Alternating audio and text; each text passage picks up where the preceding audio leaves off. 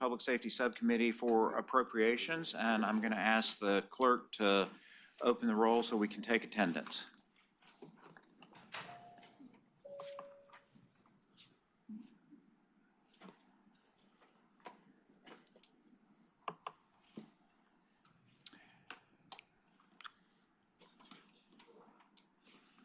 Okay, we do have a quorum present, so thank you very much.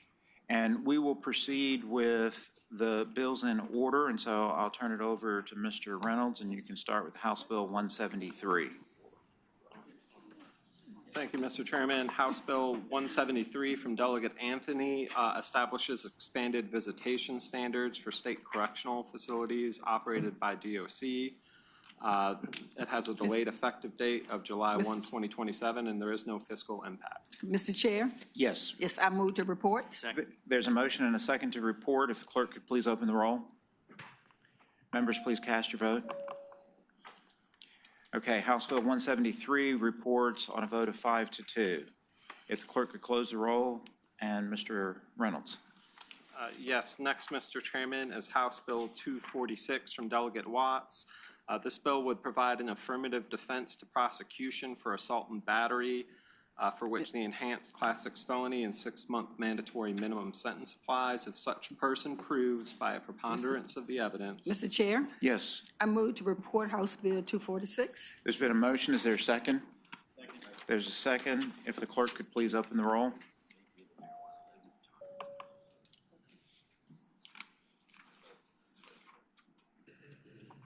Okay, House Bill 246 passes by a vote of 4-3. If the clerk could close the roll, and then we will go on to House Bill 318, which I believe that there is an amendment. Mr. Chair, I move the amendment. There's a motion to move the amendment and second. All those in favor say aye. Aye. All right, thank you very much. Mr. Reynolds? Yes, House Bill 318 increases the number of Virginia Parole Board members from 5 to at least 11. It also provides direction to the board that it shall ensure that prisoners eligible for parole have a meaningful opportunity for release. Mr. Chair? Yes, Delegate McQuinn. I move to report. As amended. As amended. Okay, there's a motion and a second to report as amended. House Bill 318, if the clerk could please open the roll. Members, cast your vote. By a vote of 5-2, House Bill 318 reports as amended. Mr. Reynolds. Next is House Bill 361 from Delegate Siebold. This provides that the computation of earned sentence credits include any time spent in state or local correctional facilities while the person is in detention. Yes, Ms. All right, Mr. Chair. Yes. Yes, I move to report House Bill 361. There's a motion and a second. If the clerk could please open the roll. Members, cast your vote. By a vote of 5-2, House Bill 361 is reported. The clerk will close the roll. Mr. Reynolds, we are going, I would like to have a motion. We're going to pass by House Bill 472. There's some work that is continuing on that, so. Mr. Chair? Yes. I move to pass by for the day, House Bill 472. Second. And there's a second. Voice vote? Yes. All those in favor say aye. Aye. All those opposed, nay. Okay, we are passing by House Bill 472 for the day, which really means Friday. And now we will go on to House Bill 642, which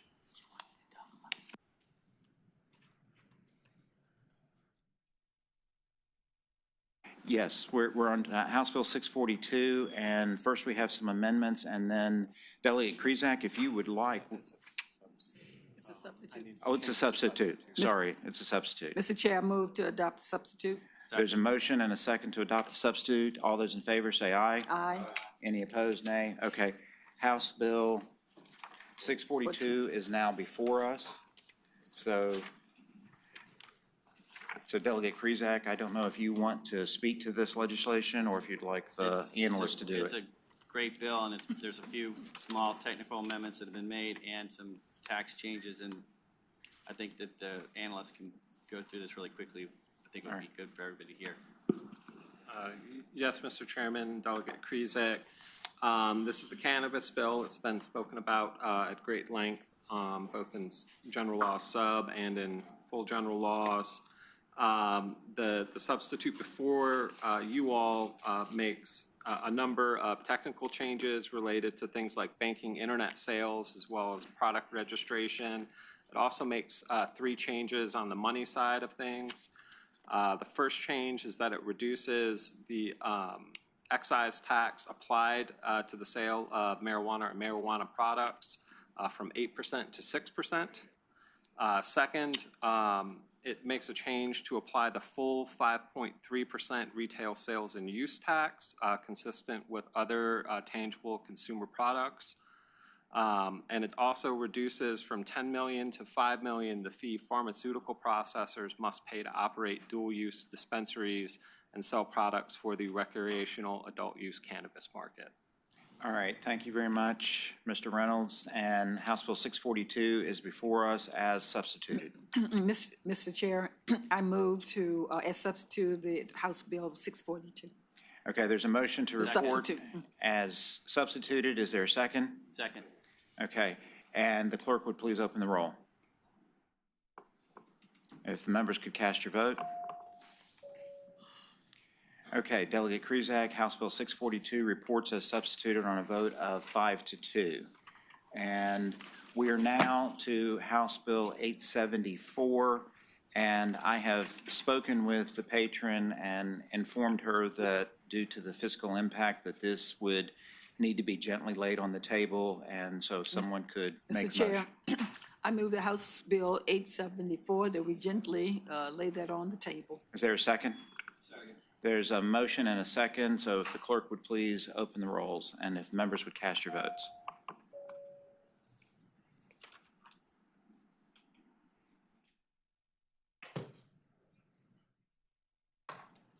Okay, by a vote of 5-2, House Bill 874 is gently laid on the table. We'll return now to Mr. Reynolds for House Bill 896.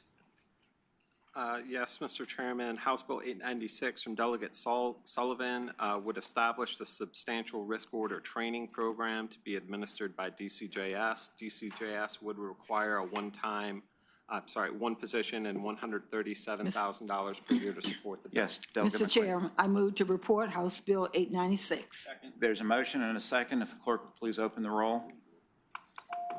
And if members cast your vote.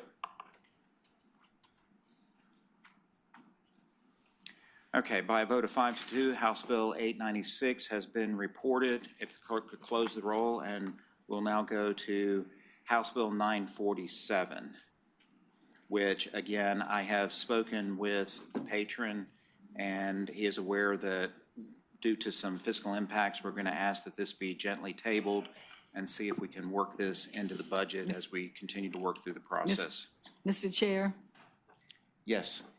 I move that House Bill 940, I reluctantly move that House Bill 947 would be gently laid on the table. Thank you. And I'm assuming, Delegate Krizak, that was a gentle second as well? That was a very gentle second. Okay, so it's been very gently made to table and very gently seconded, so if the clerk could please open the roll. And if members cast your vote. I'm sorry, Delegate Askey, I should ask you if you wanted to talk on the bill. Okay, the bill has been gently tabled by a vote of 7-0. So back to Mr. Reynolds for House Bill 969. Yes, Mr. Chairman, House Bill 969 from Delegate Price directs DCJS to convene a work group to develop policy and legislative recommendations to address firearm violence. There is no fiscal impact as a result of legislation. Mr. Chair, Yes. I move to report House Bill 969. Second. There's a motion and a second to report House Bill 969. If the clerk could please open the roll. And members cast your vote.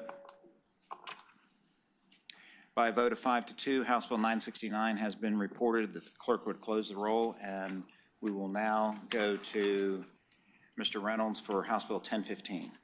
Yes, House Bill 1015 from Delegate Tran prohibits firearm ownership by any person convicted of assault and battery which intentionally targets a person based upon race, religious conviction, gender, disability, or other specified conditions. The budgetary impact is a $101,000 one-time cost in FY 2027. Yes, Yes, I move to report House Bill 1015 as, there's a motion. Is there a second? There's a second to report House Bill 1015. If the clerk would open the roll. Members cast your vote. House Bill 1015 reports on a vote of 5-2. If the clerk would close the roll, and then Mr. Reynolds will go on to House Bill 1041. Yes, Oh, Mr. and I believe there, yes, yeah. go ahead. Mr. Chair, I move that we adopt the substitute. There's a motion, there's a second. All those in favor say aye. Aye. Okay, the substitute is now before us. Mr. Reynolds. Yes, Mr. Chairman. House Bill 1041 from Delegate Carr directs the Superintendent for Instruction of DOC to provide evidence-based literacy instruction, as well as other goals. It also establishes the Virginia Prison Education Task Force to oversee implementation of a consistent education program across all state correctional facilities. Yes, Delegate McQuinn. Mr. Chair, I move that we will report as adopted, substitute as adopted. Okay, there's a motion to report the substitute. Is there a second? There's a motion and a second. If the clerk would please open the roll, and if everyone could please cast your vote. Okay, thank you, everyone. House Bill 1041 passes on a vote of 7-0. The clerk can close the roll, and we're on to House Bill 1140.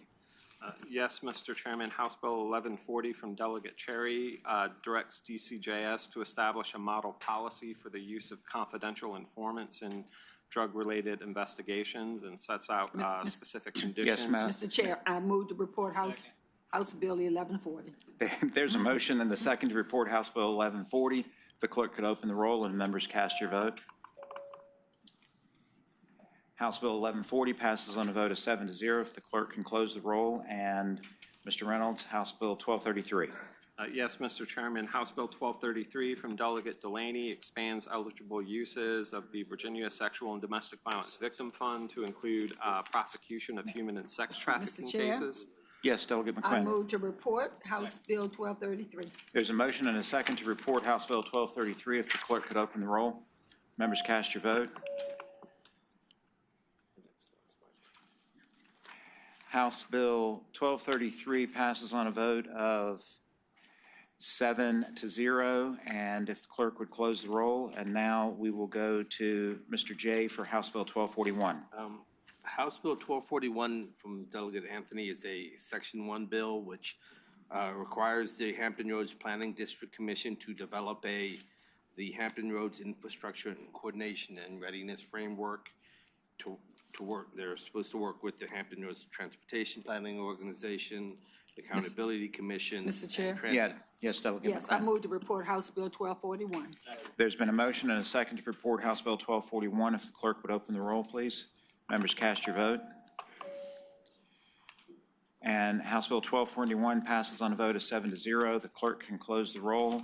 And now we're back to Mr. Reynolds for House Bill 1280. Yes, Mr. Chairman. There's a substitute. Mr. Chairman, I move that we adopt the substitute. There's a motion and a second to adopt the substitute. All those in favor say aye. Aye. All those opposed? Okay, the substitute is now before us. Mr. Reynolds. Yes, Mr. Chairman. This bill is affecting the Department of Corrections. It's expanding the list of required programming to be provided to inmates based on need. It's also setting restrictions and directions on qualifications as well as suspensions from programming, and directs DOC to keep such interruptions to a minimum. This substitute has removed any fiscal impact from the bill. Mr. Chairman, Yes, I Delegate move McQuinn. that we report as the substitute as adopted. All right, there's a motion. Is there a second? Second. A motion and a second to report as substituted. If the clerk could open the roll. And members cast your vote. Okay, House Bill 1280 as substituted, report 7-0, and the clerk can close the roll. Is there any other business to come before this subcommittee? All right, I'll entertain a motion to adjourn. Motion to adjourn, is there a second? Second. All right, we are now adjourned. Thank you, everyone.